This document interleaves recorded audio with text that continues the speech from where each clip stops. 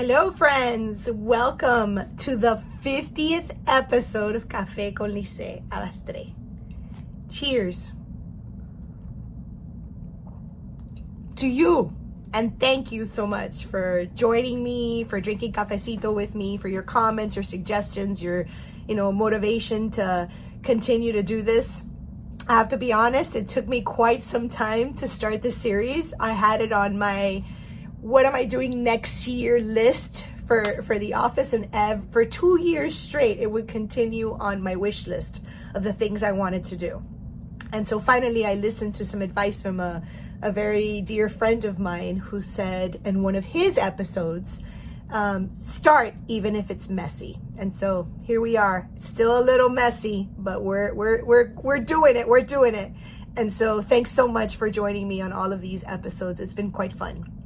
But let's get down to business. And today I want to talk about when you're starting a business, how do you know what insurance to get, right? Or what insurance you need or what's required. And so there are a couple of things that you should look at. Number one, you should check with your city, with your county, with your state, and depending on the type of business that you have, sometimes federal requirements for the type of business that you want to open. What are those insurance requirements?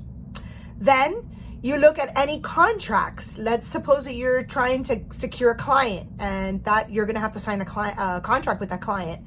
There is always an insurance section in the contracts, and it's important to review them and show them to your agent. What about if you're leasing a space? You're planning on leasing a little space or a warehouse or a lot or whatever it is that you're planning to lease in order to put your business there.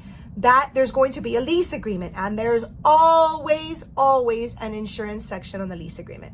And I laugh because I tell people, where's your lease agreement? And they're like, oh, no, but my landlord doesn't require insurance. Yeah, your landlord requires insurance. He may not specifically talk to you about it at the moment, but there is a section on your lease agreement that talks about insurance. So it's important to review that. And of course, have a conversation with your agent. All of those things come to the table. Whatever contracts you have, the lease agreements, your city, state, federal, county insurance requirements, but also what's right for your business, right? What's going to protect your business appropriately in the event that something happens. And so that's it for today. Again, thanks for joining me on all of these 50 episodes. Let me know what you want to hear about in the next 50. I'd love to hear from you. And with that, have an awesome day y dale que tú puedes.